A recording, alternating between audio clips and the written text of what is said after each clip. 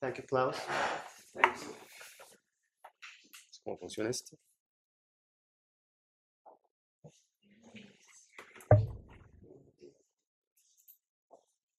Okay. Today, September 15, is Independence Day.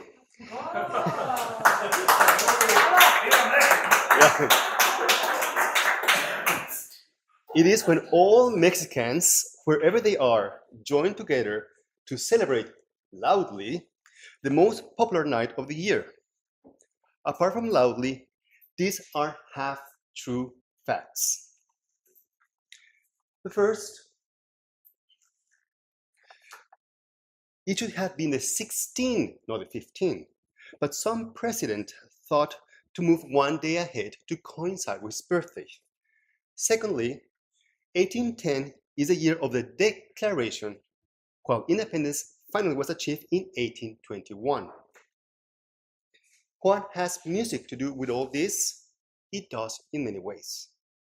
When we talk about Mexican music, the sounds that defined a nation, our attention directs to the 20th century.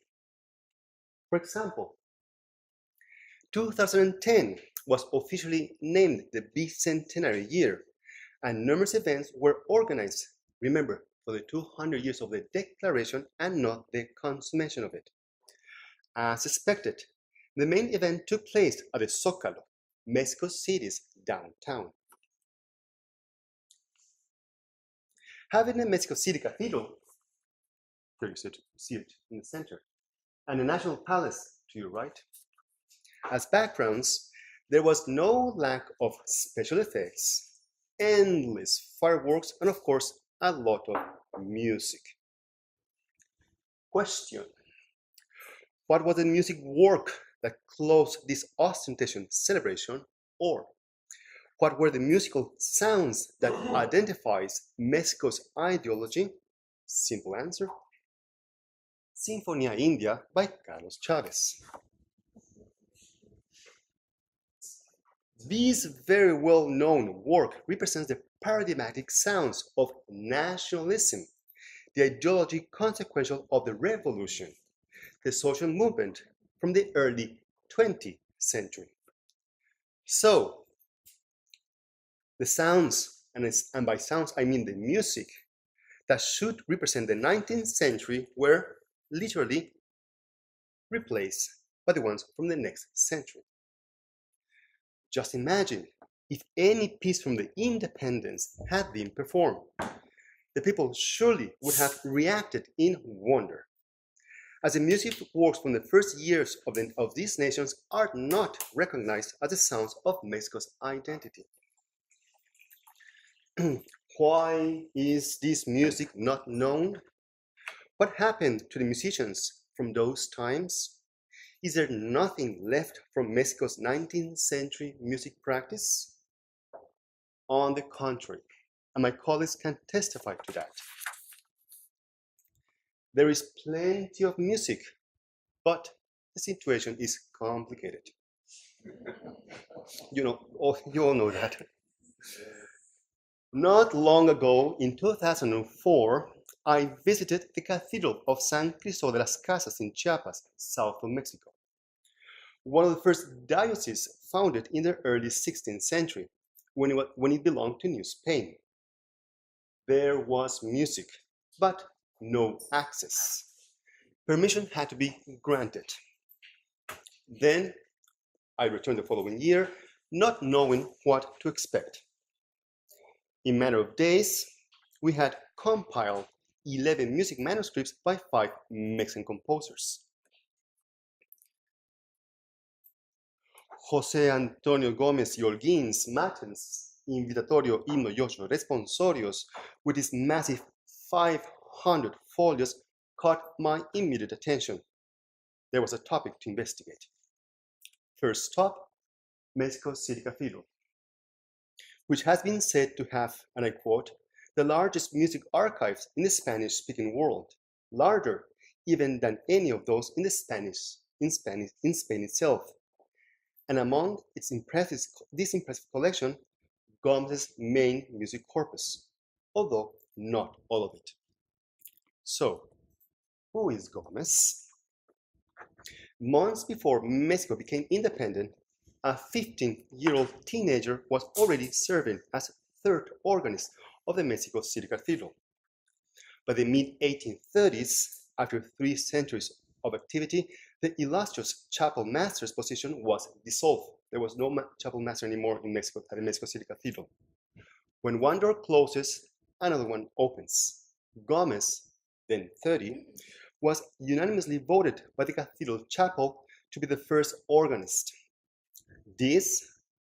By this, he became one of the most active and productive musicians of his time, within both the sacred and the secular context. Gómez provided his music services for over 4.5 decades at the principal church in Mexico, during which he dedicated compositions to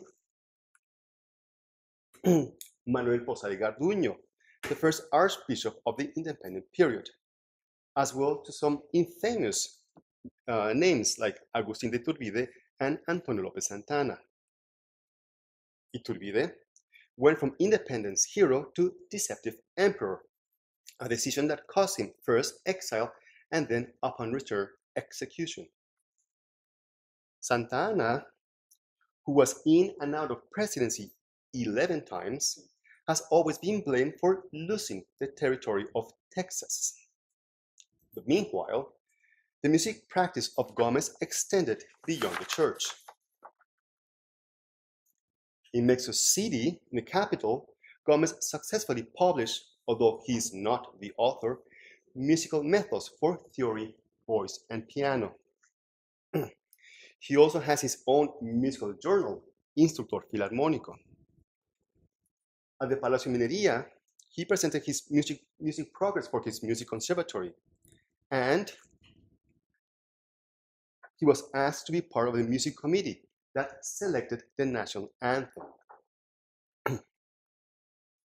His last 11 years, until his death at age 71, were spent working for the newly consecrated Cathedral of Tulancingo.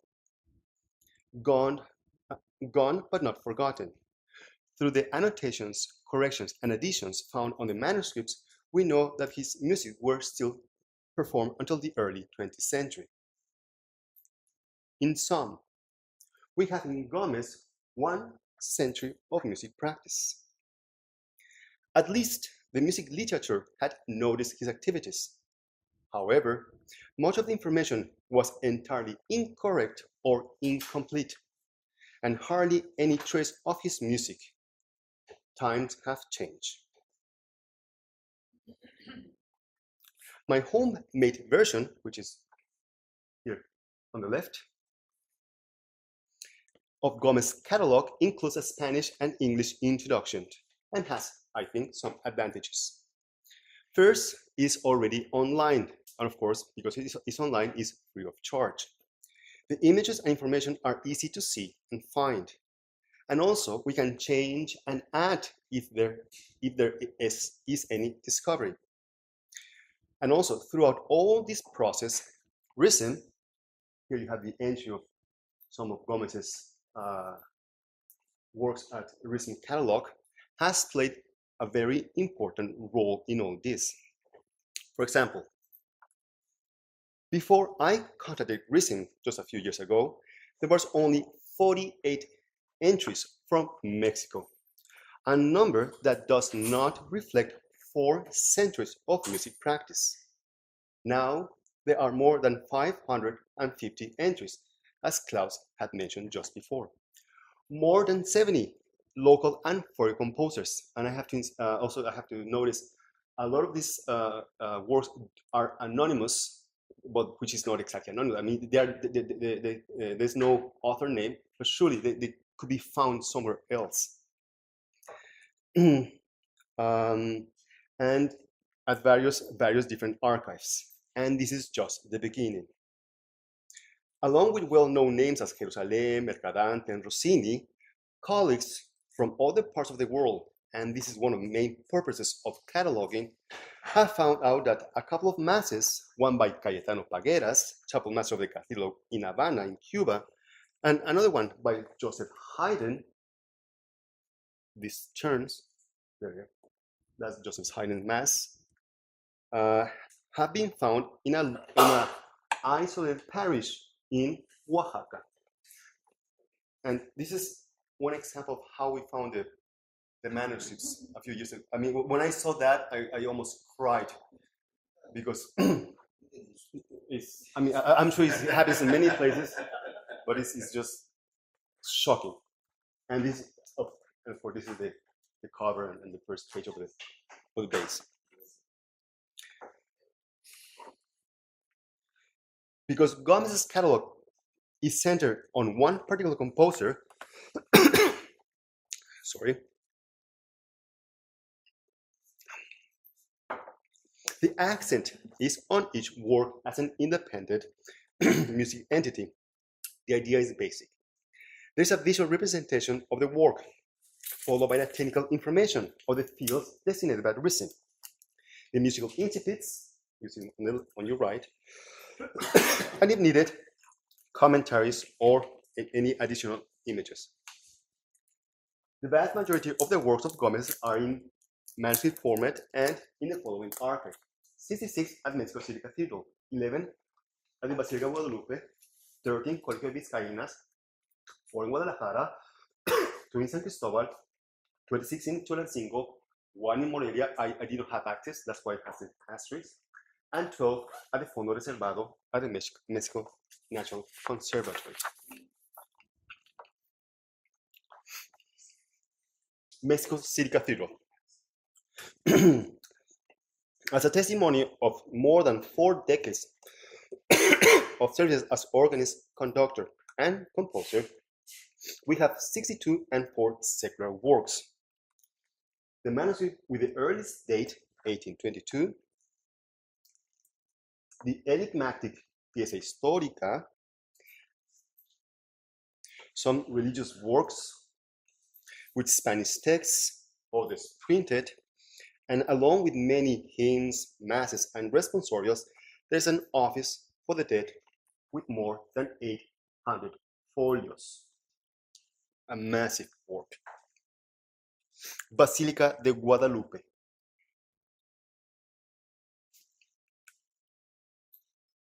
There you are. Gómez studied here in his young age at the Colegiata de Guadalupe.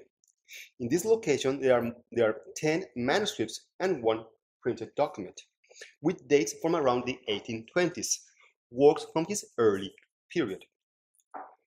Some are dedicated to the Infantes de Guadalupe. And here you see the dedication for Infantes and the date 1829. Hymns used for the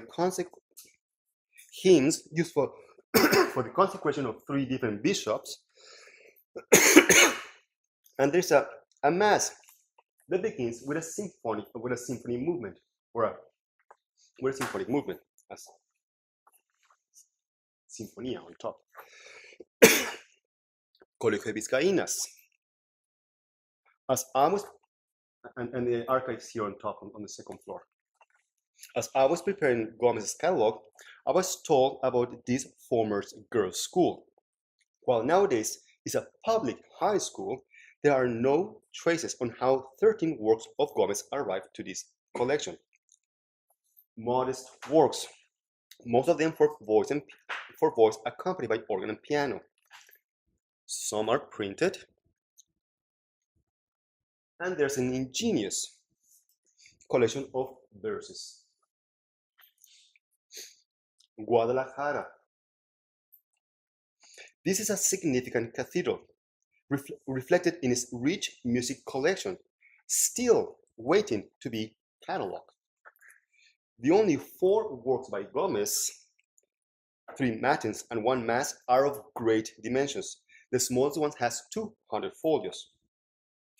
We can assume from the annotations in the manuscripts, some of them into the early 20th century, and this has a lot of dates and names, that they were very well received. San Cristo de las Casas. This modest and remote cathedral is symbolic in many ways.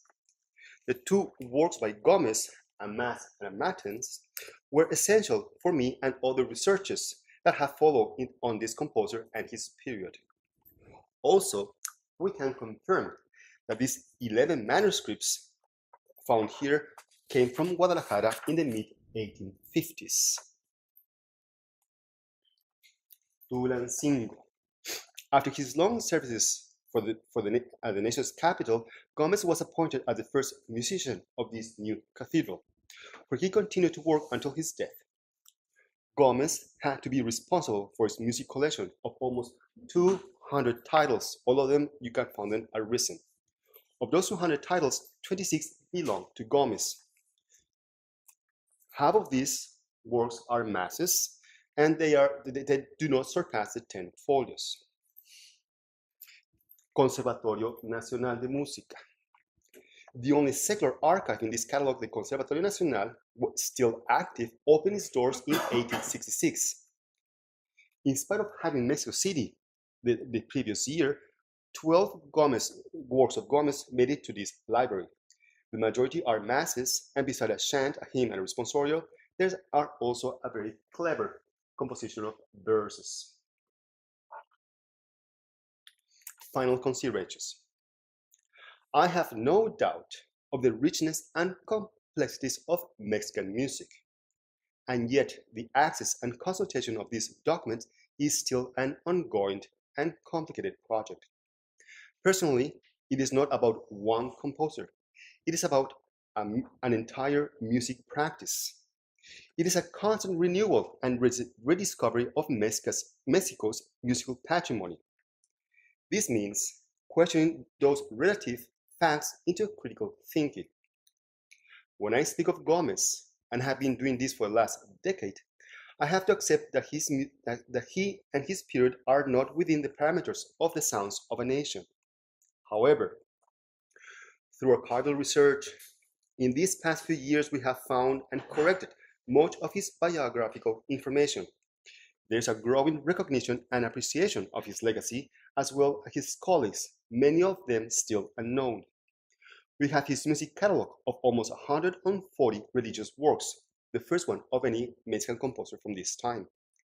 And with a little more patience, I am still working on this, we can perform and carefully listen to his music of his time, the sounds that were connected to religious, political, and musical events, the music sounds that relate to history, and then, and only then, we can establish a better understanding of the music practice that took place during Mexico's first century. Thanks.